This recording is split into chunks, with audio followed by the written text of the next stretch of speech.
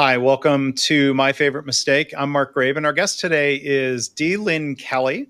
We'll be talking about her recently released book last year, 2023, book titled Change Questions, a Playbook for Effective and Lasting Organizational Change. Lynn currently serves as a senior advisor to BBH Capital Partners, and that followed a career highlighted by leadership roles in engineering, supply chain, and continuous improvement in various industries. So she retired from Union Pacific in 2018, where she was a senior VP of supply chain and continuous improvement. She was also the executive co-owner of the company's innovation program.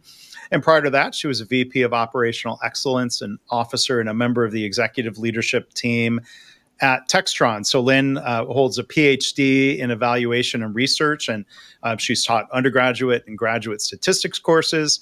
And before that, she held positions of Executive Vice President and Chief Operating Officer of Doctors Hospital in Detroit. What a wide and varied range of settings you've worked in, Lynn. How are you? And then if you look back, it's planes, trains, and automobiles, all three industries. Yeah, I don't know if that means I have a short attention span or what, but anyway. Yes, I am well, Mark. How are you? I'm good. It's good to see you again. We've been able to collaborate on a couple of things. I'll try to remember to put links in the show notes. Lynn was previously a guest on my Lean Blog Interviews podcast for those of you who are interested in lean management. Lynn did a webinar as part of our KaiNexus webinar series. And so we're going to have a different conversation here today. And we're going to talk about the book Change Questions and leadership and culture. But I can't let you off the hook, Lynn. The question we always start with here, of all the different things that you've done, what would you say is your favorite mistake? Yes. So, and I have to tell you, I have lots of favorite mistakes because they apply in different aspects of my life. But I picked one that I think is really appropriate for the audience because this is where in my career and the way that I was approaching what I was doing, how I was doing my job, this is the one that pivoted me in a whole nother direction. And I'm so thankful. And I think it was a key to a lot of the success as I moved up through the ranks. So I think it's probably an appropriate one. Anyway. Okay. Yeah. So you mentioned I was a stats professor. I did teach statistics, and but during my MBA, I had been exposed to lean early on when it wasn't called lean, but I was able to study it in Japan for a while, and I came back and was thinking, why aren't we doing this? And of course, the automotive industry, I was based in Detroit, was decreasing, and the Japanese were taking market share, and so I was doing a little bit of consulting while I was being a professor. And I had a company come to me and say, can you teach us this stuff that Japan is doing? Because our customers now asking us to work on-time delivery and they want us to reduce our defects, and we don't know how to do that. So I took that. And by the way, I got to tell you, their theme that they decided that they were going to have in order to do that is, we will never knowingly ship a defective part. Because before, the whole thing they did is get it out the door. And so the defects went right on the line. And so this was the new thing for them. And they didn't know how to never knowingly ship a defective part. So I worked with them, and it was great. And then they ended up getting the attention of Textron, that had decided it was going to put together the largest automotive fastener company in the world. And if you don't know fasteners, it's nuts, bolts, and screws. That's basically a fancy name for what they are. So Textron came to me and they said, hey, we know you're a professor, but we would really like to hire you and have you do what you did in the US, in France and Germany. We just bought 2 companies over there, lots of about 15 fastener plants. Can you go there for a couple of years? And by the way, you live in Paris. Good opportunity. Yeah. And my youngest was just started college, so you couldn't have asked for a better time. So I went over there. And of course, I took Textron's cultural awareness classes, and I spoke a little bit of French. But I found very different results. And so what happened after a year being there, looking back, I found that everything was going really well in Germany. In fact, they wanted more and more of my time. Their customers were happy. Everything was going really well.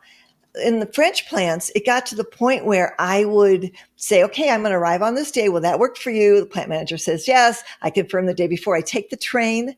I get there and they say, oh, the plant manager's not in today. I say, well, can I meet with somebody else? I need to get on the shop floor. Nope, not unless the plant manager's here.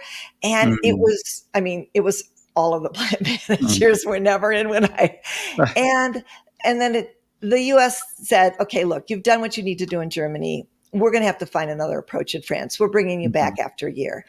And it wasn't until I was done and coming back through a chance conversation that I realized what had gone wrong in France.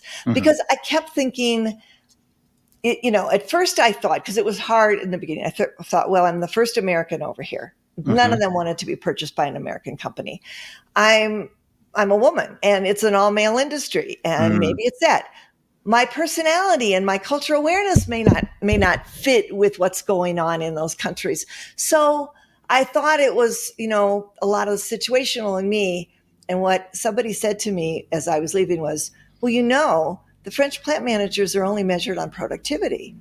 You go in there and you take somebody off the line to train them, or you take a group of people to have a meeting, or you start moving equipment. It's not going to work for them. And the German plant managers, they used to be measured on productivity, but now they're measured on things like on-time delivery, quality, customer sat. And I went, oh my gosh.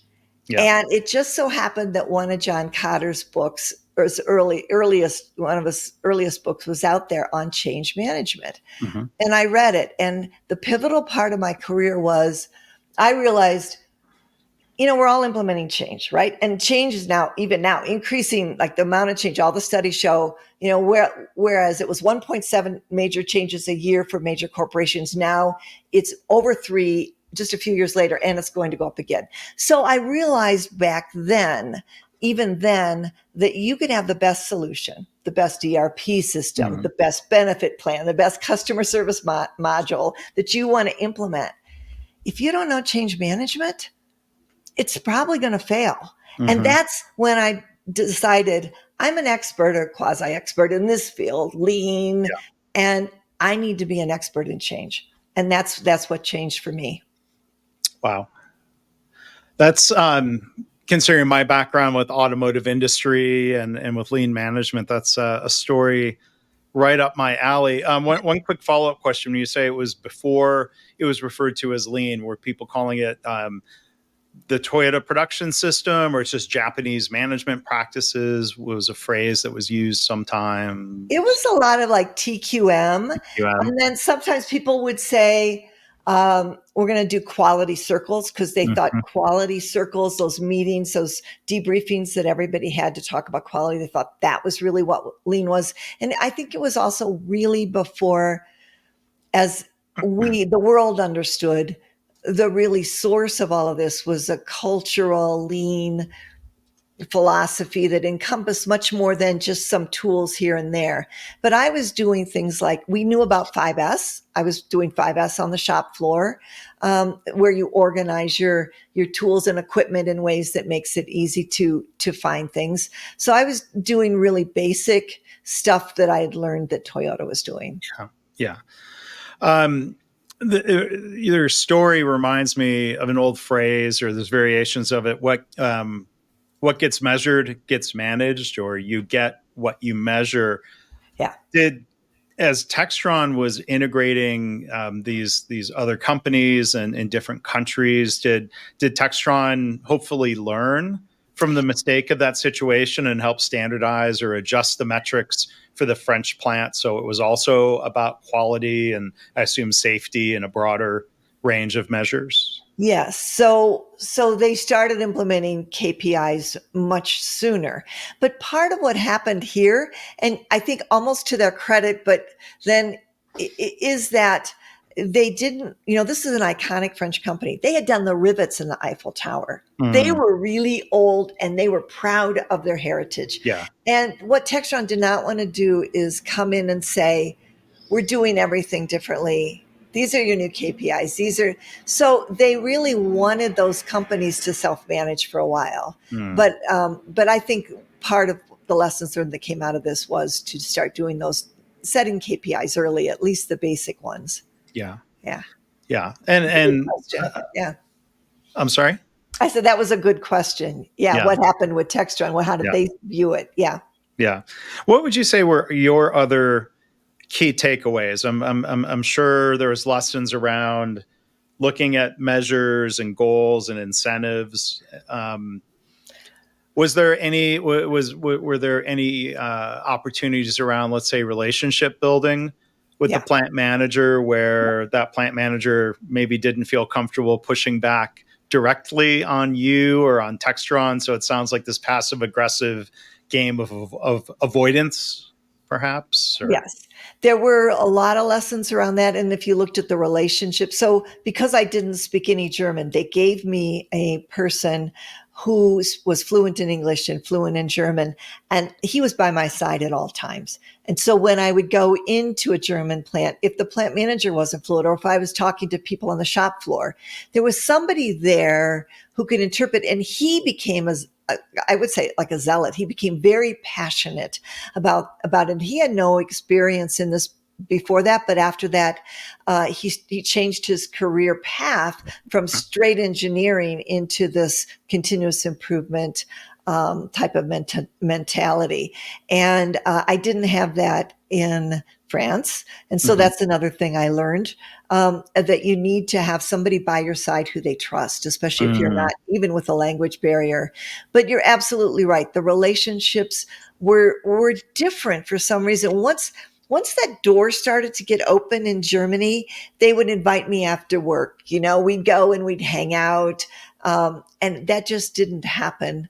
And I think because the door never opened enough and to make that happen. And, can I also say back then, that was almost 20, 30 years ago, it was uncomfortable for women in a home all male environment to be one of the guys, to go to the pub or go to the, it was also a little bit more uncomfortable. And I just was, but I think I've navigated towards, as times changed and as I changed, I navigated that better towards, as time went on. Yeah. Yeah.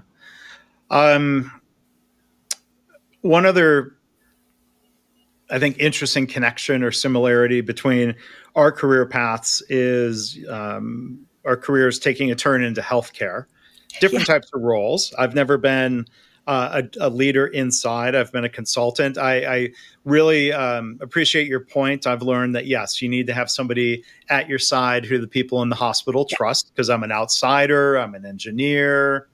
Building trust with the team of people at the hospital really, really helps. I'm curious, to shift the conversation a little bit of your experiences of being a leader in healthcare and trying to engage people in change. And, I'm curious what you saw that was similar, maybe things that were a little bit different. Right. Oh, that is so interesting. So I saw similarities in a couple of areas and differences in a couple of areas. So for instance, in healthcare, what I found was, and rightly so, a lot of the decisions changes have to ultimately come back to what reduces the risk for the patient.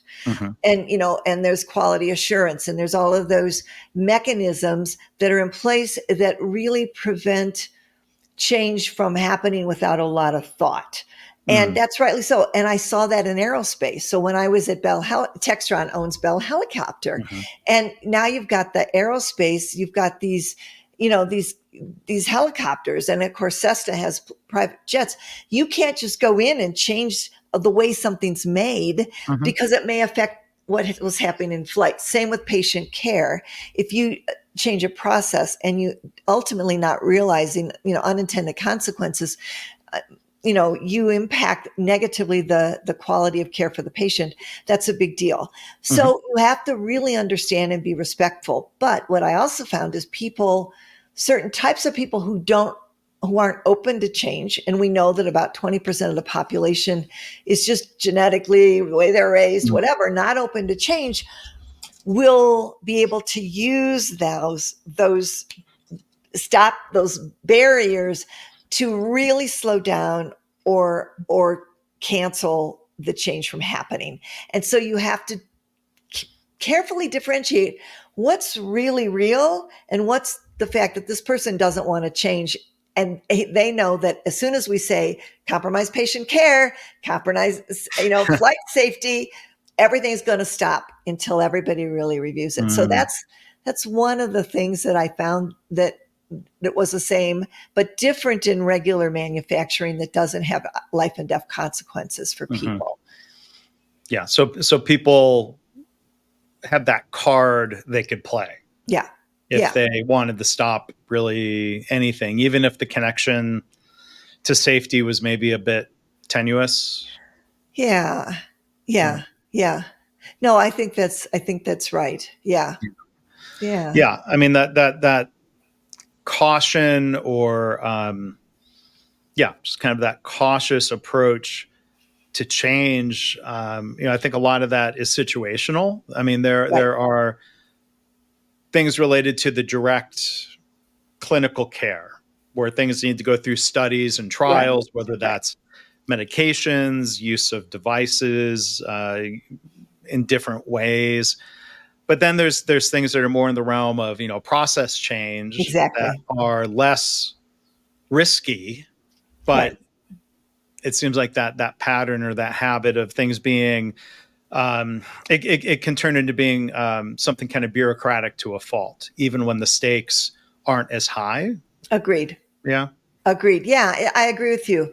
And then the other one that I thought was interesting is that, so I was a professor. I went from healthcare to being a professor, and I found those cultures very similar in that, you use the term herding cats. Mm-hmm. You have different constituencies, and so in healthcare, you have the physicians with a lot of power. You have the nurses with a lot of power. You have, the ER itself you have all of these different groups with groups that are funded by outside grants with a lot of power. And the same thing in education. You have professors, and if you have a tenured professors, but they have a lot of power. The students aren't really customers, but so it's hard to same with the patients aren't.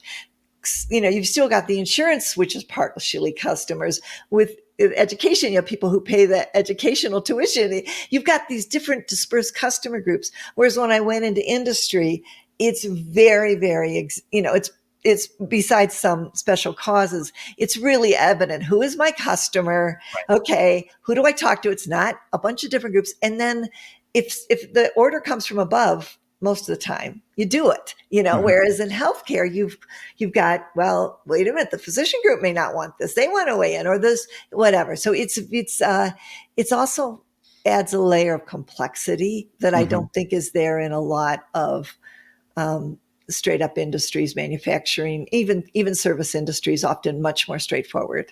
Yeah. So we're joined today by Lynn Kelly. Her book is Change Questions. Lynn, if you would tell us some of the story behind the book, like what prompted you to take that on? What was the inspiration? Yeah, thanks. So when as I went through my career at Textron and afterwards at Union Pacific, I was responsible then for leading change, and it broadened outside of lean.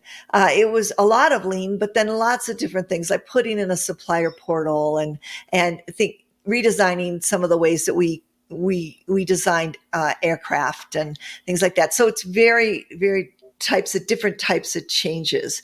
And what I found is when I followed all of the methodologies that I had studied and read about, they helped me a lot.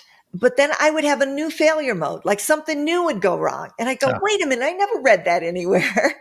So then I just started developing my own, I called them considerations for change. But anytime we were going to implement a change, we would look at this list of, do we think about this? Is this an issue? Do we have to think about, do we have to mitigate this?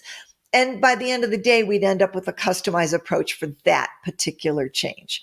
And so we saw at Textron our percentage of success rates go from a 30%, which is industry average, to over 90%. So I knew this thing worked, right? But then I went to Union Pacific, which was probably the most difficult implementation in my whole career. 42,000 employees, all unionized Mhm. in the field, dispersed running trains, repairing track. And we're going to implement lean in that environment. Mhm. And they don't even know what lean is. Half of them, I'd say, we're going to do lean. And they go, what? You want Right. us to lose weight? What?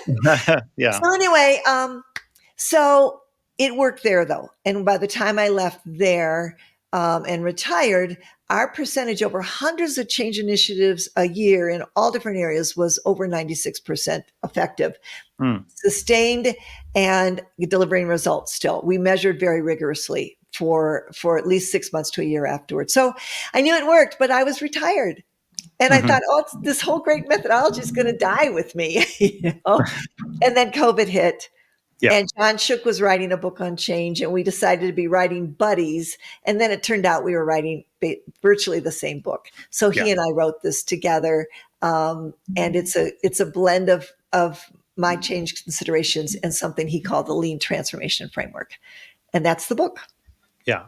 And for those who don't know, John, he was the first American hired by Toyota to Yes, help bring Toyota into the United States as they were setting up yes, plant in California. John helped with translation and navigating.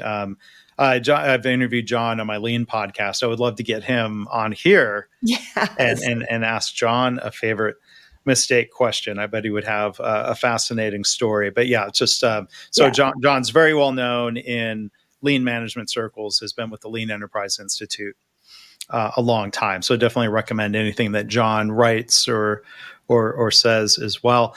Do you feel like that book, your book, in what ways would that have helped you back at Textron or other, when you said, you were learning these lessons the hard way?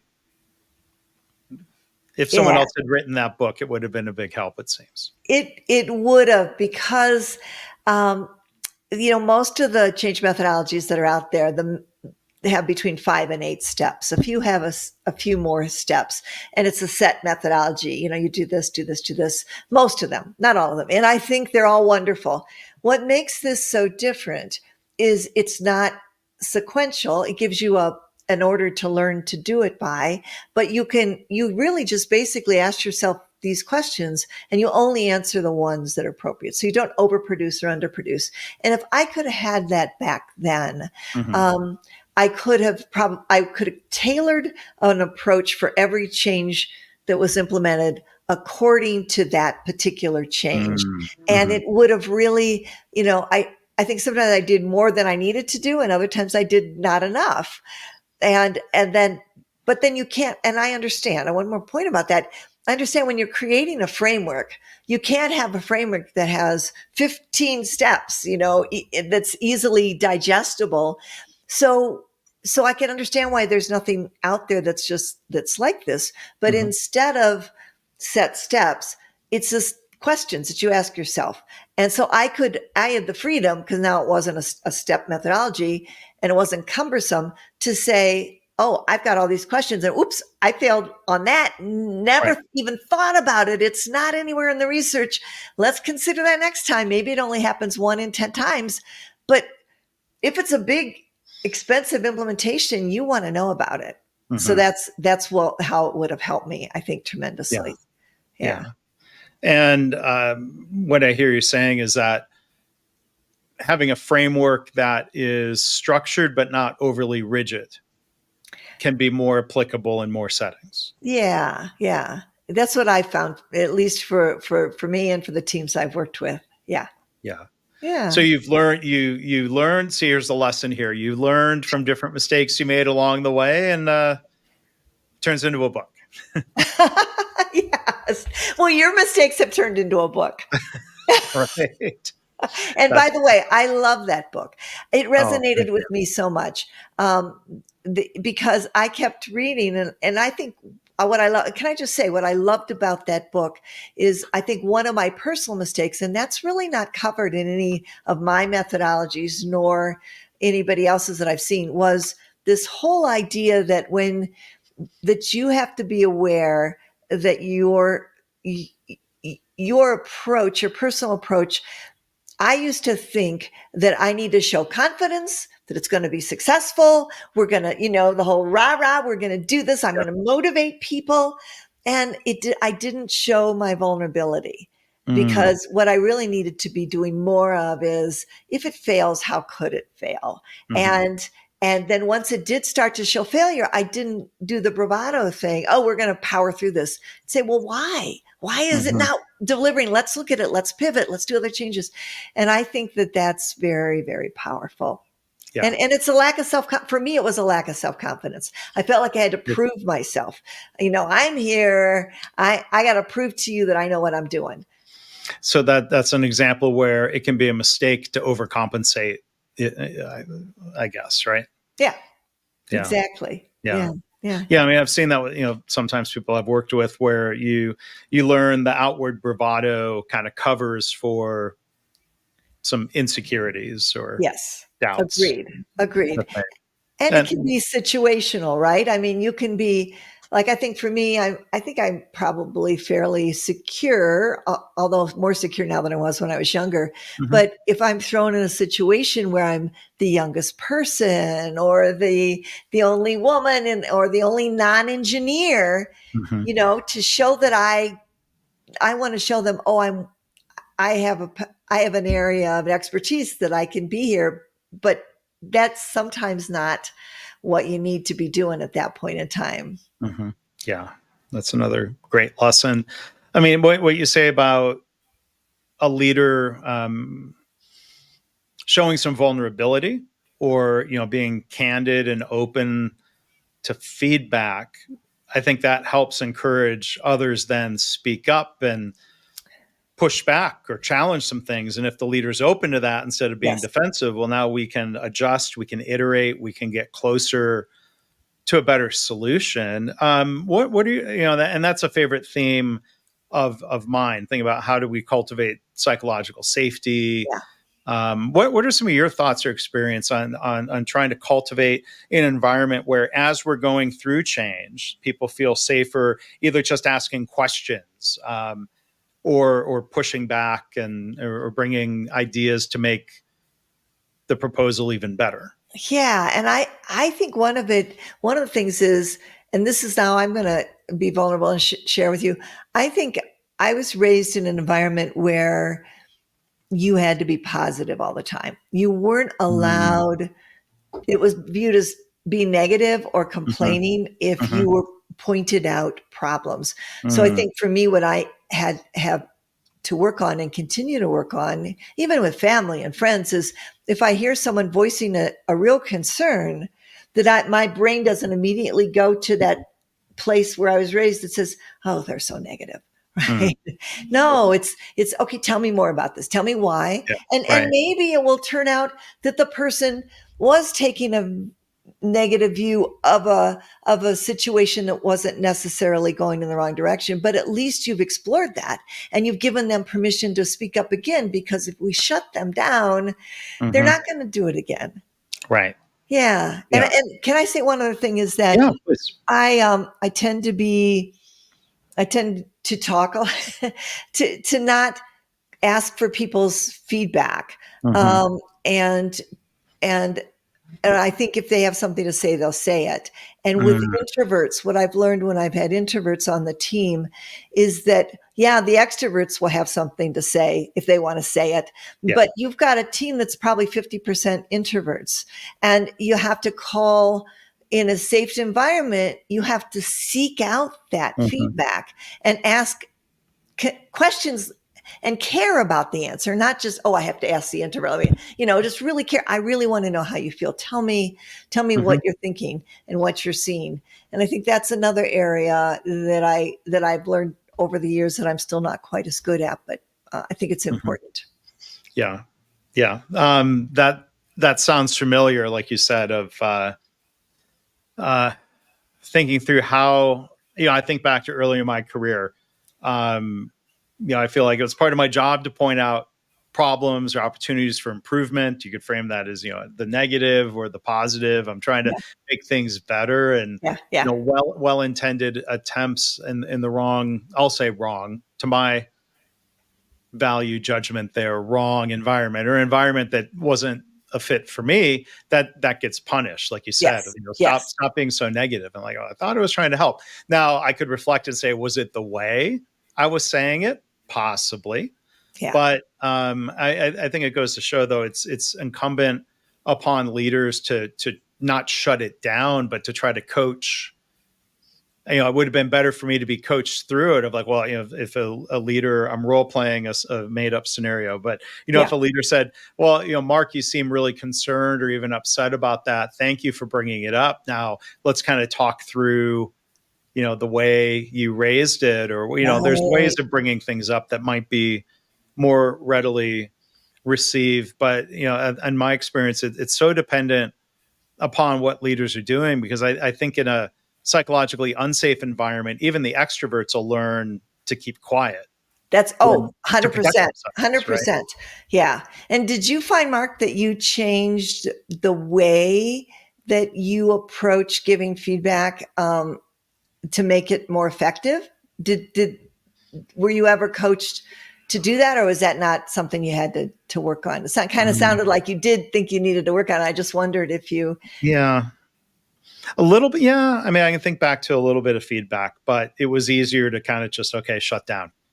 And then I would, I was changing jobs more often early in my career. Yeah. No, I get it.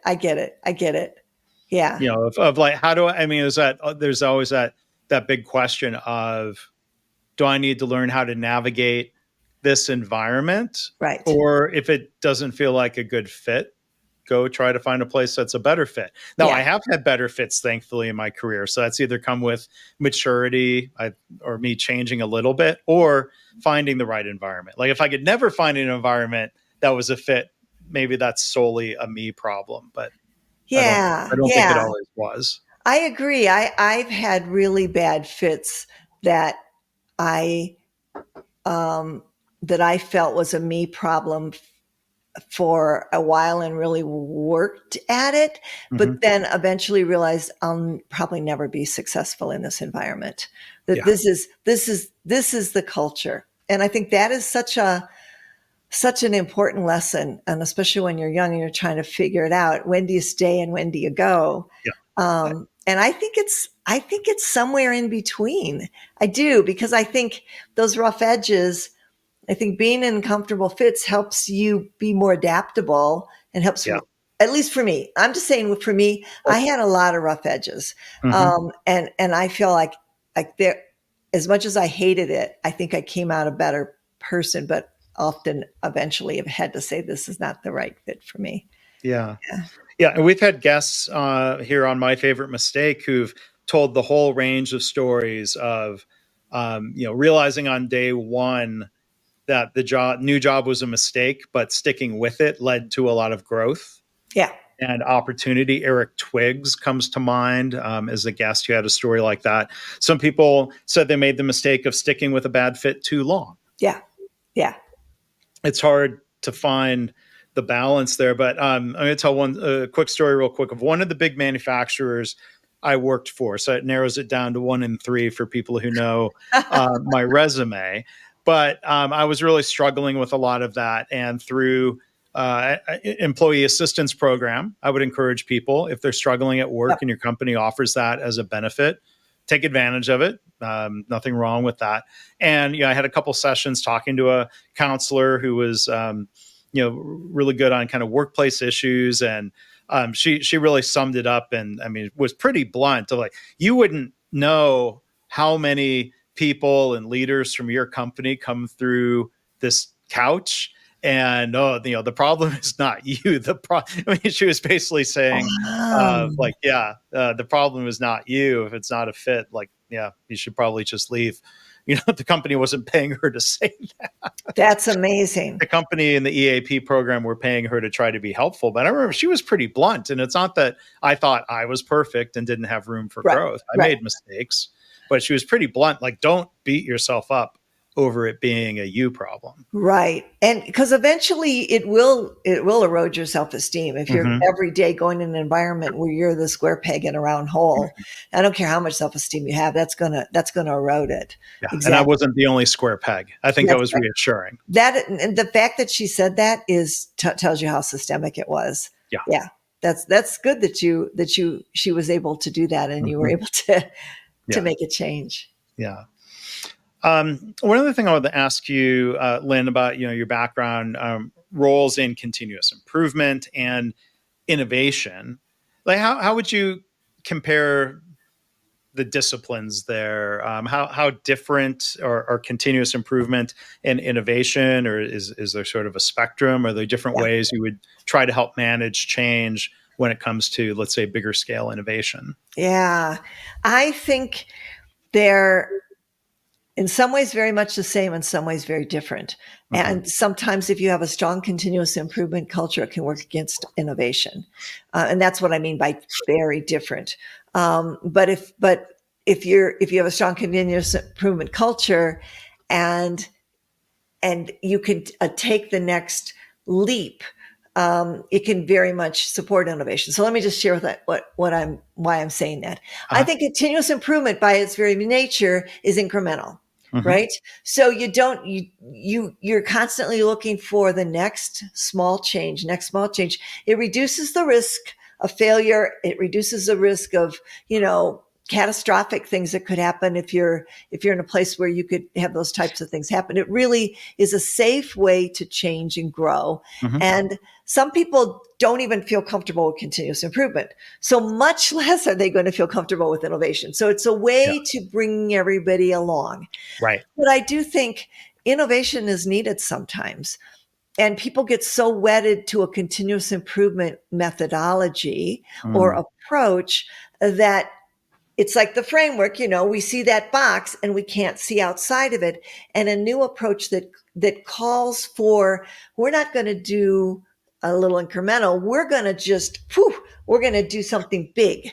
That will often have certain types of people, and a lot of us, because we tend to think in frameworks. We know that through research, and it's hard for us to see, all the research shows if you're in a field, you're probably not going to be seeing the innovation because your modeling, your brain doesn't allow you to see beyond those walls. And so I think introducing innovation can be very difficult, but the way that I believe you have to try is you find places that are natural fit, like design or where people that tend to be more innovators, and you start experimenting and trying ideas in a place where you can maybe keep the old process running, their old system running, but then have the ability in a black box sometimes, but it can be in the same organization, in the same building, trying different things. But it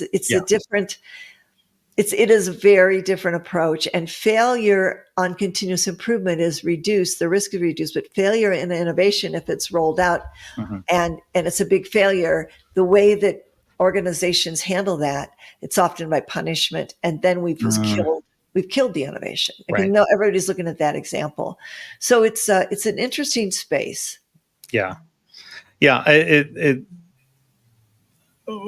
think what you're saying is, a fixation on incremental improvement might keep people from thinking about opportunities for step change improvement, or the trap of incrementally improving something that's on its way out, like, continued incremental improvements to a rotary telephone. Exactly. Would put you out of business if you're not able to innovate into mobile phones. Right. Or we think of, companies that were incrementally, I don't know, it's more complicated than this, but like incrementally improving, like, we've got the best flip phone. And like, well, nobody wants flip phones anymore. Exactly. Companies missed, that next leap. Again, maybe not just, I'm not going to blame a continuous improvement focus on all of that, but if even if the analogy is not completely correct, hopefully it's helpful for people to think of their own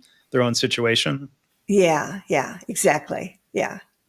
No, I agree. And I love your example. You can continuously improve yourself out of business. Yeah. Yeah. And then, as we wrap up, you mentioned going to Japan, and I've had chances to go to Japan. And I remember a Japanese hospital CEO who was very well versed, and they were doing a lot of work around TQM, total quality management. They had gotten Six Sigma training from GE. They were learning, kind of Toyota style lean. And the hospital CEO said something like, the best way to find large improvements is to look for many small improvements. And I think he was saying, like, if you're doing a really good, that like you take the pressure off people, that Yeah. it's less risky or less scary, or it's easier to find small improvements. And I think his point was occasionally then you stumble into something that is an opportunity for more of a stair Oh, step innovation in a process, okay. even like, Okay. That's interesting. because I've seen organizations where I think attempts at continuous improvement get really stagnant because everyone's looking for the proverbial $1 million idea. Yeah. And they get just kind of stuck and they can't think of one, so they don't do anything. Yeah. Huh. That's interesting. Yeah. Yeah. But I think there's interesting connections. But there are change questions and processes that we can use to be sort of intentionally innovative, right? Yes, absolutely. Yep. Yeah. Yeah. So well, I think we'll have to wrap up, Lynn. This has been a really fun conversation. Lynn Kelly, author of the book Change Questions, a playbook for effective and lasting organizational change. You can find it wherever you buy books. The website is changequestions.net. And you've got some downloads and some other things that are kind of related to the book, if you want to tell everyone about that, Lynn. Yeah, there is what we wanted to do is make this available to as many people as possible, even without buying the book. So we took the meat of the book and made it free with no copyright on it. And it's on changequestions.net, and it's a digital workbook, and it's a fillable PDF that you can use to answer your own change questions on remote calls and you can plan your change methodology with everybody with this digital workbook. Hmm. And it's it's a sweet, it's very cool. It's very cool, Cool. and it's free. So, at the minimum, go do that. And then Yeah. if you want a book, great. The book has, a case study at Union Pacific. It has stories, it has examples, but the meat of it is free. All right. Well, it's very cool. Thank you for doing that, Lynn. I hope people will check it out. So there'll be links in the show notes if people want to learn more from that. So, Lynn, thank you for doing the podcast here today. Thanks. It was great, Mark. Love talking to you. Thanks. Likewise.